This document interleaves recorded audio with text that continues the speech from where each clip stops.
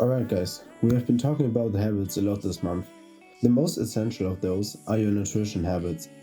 What you consume and how much you consume directly affects your physical and mental working potential.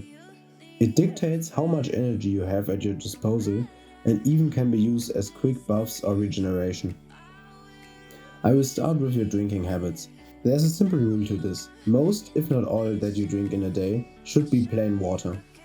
Sodas, soft drinks, energy drinks, or even alcohol should not be something to be consumed regularly.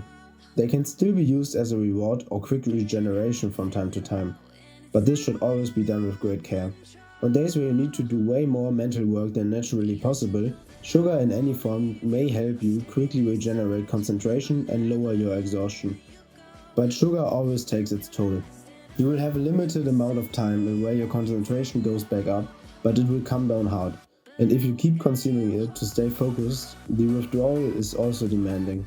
Quitting sugar cold turkey will result in 1 to 2 days of intense craving and exhaustion, but it will quickly recover after that. It might be longer depending on the intensity of the habit. There are still 2 exemptions to drinking: coffee and tea. There are 2 types of tea though. Those which are brewed with ready-to-go tea bags from the supermarket, which might contain tea or caffeine, which can be viewed as basically the same for this purpose. And natural teas, which you might brew with hand-picked ingredients. I personally drink a tea every morning, which is brewed with ginger and lemon juice is added later on, which is completely harmless. Having a caffeine or tea habit is not great, but there's worse. I might be the only student in this world who does not have an addiction to caffeine. Overall, a caffeine addiction might make you more vulnerable for other negative habits and directly feasts on your energy and motivation levels.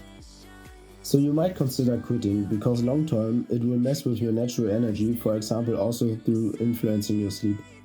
But as said, I know this is something considered to be completely normal and acceptable, and it would most likely cause more stress to quit than it would actually give you short to mid-term, so you might just decide for yourself. For the amount of fluids you should consume in a day, it really depends on how active you are. For most days, 2 liters of fluid, consisting almost completely of water, should be a goal which is realistic and useful. There can be this effect in which you are thirsty, but it shows itself as a craving for something sweet. You probably all know this and have given into the craving just to realize that it was not actually satisfying.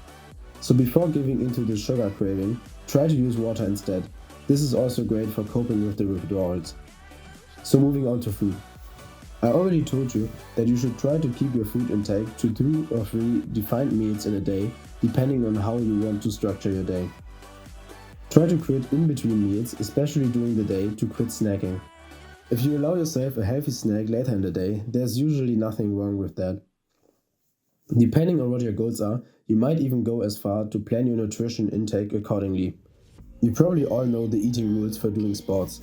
If you want to gain mass, eat more calories than needed and eat more carbohydrates. If you want to lose mass, eat less calories than needed and eat more protein and fiber. It's usually as simple as that. You can use any sort of calorie calculator online to estimate your energy consumption. If it is something practical for you, you might use an app to track your intake, but just estimating them works just as well, and then just try to stay active. Do not overdo it though. Eating too little can have reverse effects on your weight loss, and eating too much, when wanting to gain, will mostly end up in fat, which for some people might be alright if they have been dangerously underweight before, but not if you want to gain muscle mass.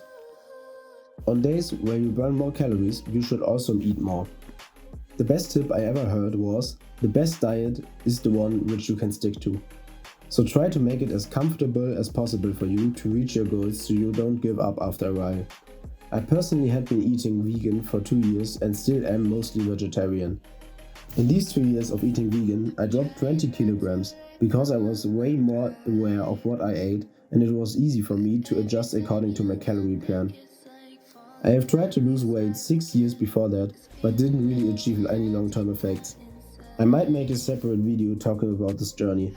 Don't worry, I'm not the vegan type of guy to run around and tell everyone how they need to live and that they are bad people because they eat meat or something. I am well aware that eating vegan can have negative effects on some people and it is not recommended for a lot of populations for different reasons. But I can only recommend anyone to try it out. It will give you a whole new understanding of nutrition and what you really need to get by.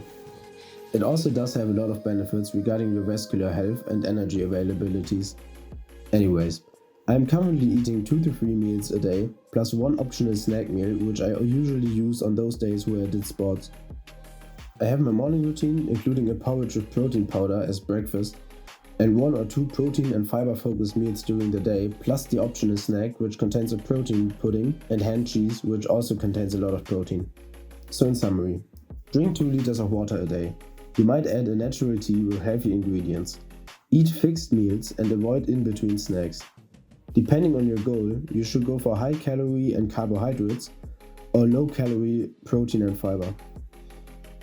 Diets which cut out certain foods can help you to be more aware of what you eat, but you should always be comfortable with your diet to be able to stick to it long term.